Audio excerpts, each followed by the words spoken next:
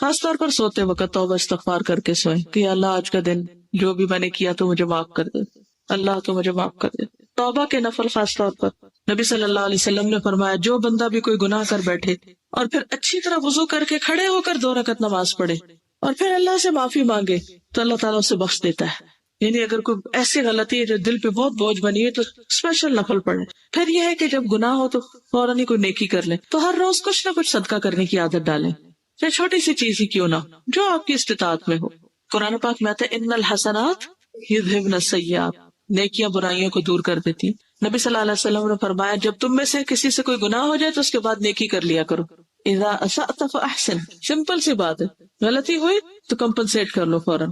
ایک اور حدیث میں آتا ہے اتبع السیئۃ الحسنہ، سیئہ ہو جائے تو اس کے پیچھے حسنہ لے آؤ، تمحوہا، وہ اس کو مٹا دے گی۔ جیسے آپ سے کوئی غلط چیز لکھی جاتی ہے تو آپ یا وائٹو کرتے ہیں یا اس کو رب کرتے ہیں، تو یہ تھوڑی کرتے ہیں کبھی کوئی بات نہیں ہوگی غلطی اب رہے یہی، نہیں، فوراً اس کو اریز کرتے ہیں، تو اریز کرے ساتھ ساتھ۔ پھر اسی طرح والدین کے ساتھ کوئی حسن سلوک کرے، اس سے بھی برائیاں دور ہوتی ہیں، یہ توبہ کا ایک طریقہ ہے۔ ایک شخص نے رسول اللہ صلی اللہ علیہ وسلم کی خدمت میں حاضر ہو کے کہا یا رسول اللہ مجھ سے ایک بہت بڑا گناہ ہو گیا ہے، کیا میرے لیے توبہ کی گنجائش ہے؟ آپ نے فرمایا کیا تمہارے والدین زندہ ہیں؟ اس نے کہا نہیں۔ آپ نے پوچھا خالہ زندہ ہے؟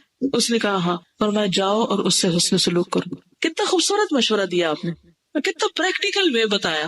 ہم لوگ بعضوں کا صرف وظیفہ ہی بتاتے ہیں، صرف بھاری بھاری کام بتاتے ہیں، اس طرح کے عملی زندگی میں قریب کے رشتہ داروں سے حسن سلوک جو ہے وہ پسندیدہ نیکیوں میں سے، جاؤ اس کے ساتھ اچھا کرو۔ تم والدین کے ساتھ نہ کریں تو خالہ کے ساتھ کہاں سے کریں؟ سوچئے کب آپ نے اپنی کسی خالہ کے ساتھ کوئی اچھا سلوک کیا تھا۔ پھر اس کے بعد اذان کا جواب دینا، یہ روز آپ کے پاس موقع ہوتا ہے۔ نبی صلی اللہ علیہ وسلم نے فرمایا مؤذن کی اذان سن کر جس نے یہ کہا اشہد ان لا الہ الا اللہ وحدہ لا شریک لہ وان محمدا عبدہ ورسولہ رضیت باللہ ربا وبمحمد رسولا وبالاسلام دینا، تو اس کے گناہ بخش دیے جاتے ہیں۔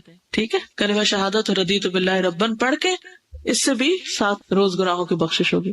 پھر وضو کرنا گناہوں کو گراتا ہے، مسجد کی طرف قدم اٹھا کے جانا، نماز کے انتظار میں بیٹھنا سب گناہوں کی بخشش کا ذریعہ ہے۔ پھر فرض نمازوں کی ادائیگی، پھر جمعہ کی نماز، پھر آدھی رات کی نماز، پھر عمرہ کرنا، ایک عمرے سے دوسرے عمرے تک کے بیچ کے گناہ معاف ہو جاتے ہیں۔ اسی طرح 2 حج کے بیچ میں، 2 جمعوں کے بیچ میں، 2 رمضان کے بیچ میں جو گناہ ہوتے ہیں وہ اگلے رمضان میں، اگلے حج میں، اگلے عمرے میں، اگلی نماز میں، اگلے وضو میں معاف ہوتے ہیں۔ تو وہ اللہ تعالیٰ نے مختلف کام اسی لیے ہمارے لیے رکھے ہیں تاکہ ہم ان سے فائدہ اٹھائیں۔ پھر حجر اسود اور رکن یمانی کو چھونا وہ بھی گناہوں کے گرانے کا ذریعہ ہے۔ صدقہ کرنا، پھر سوار ہوتے وقت سبحان اللہ پڑھنا، اس سے بھی گناہ معاف ہوتے ہیں۔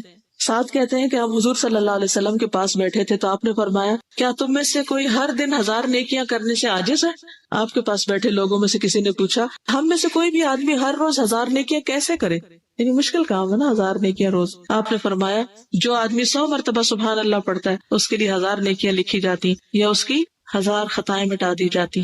تو انسان جب یعنی تسبیح کرے اس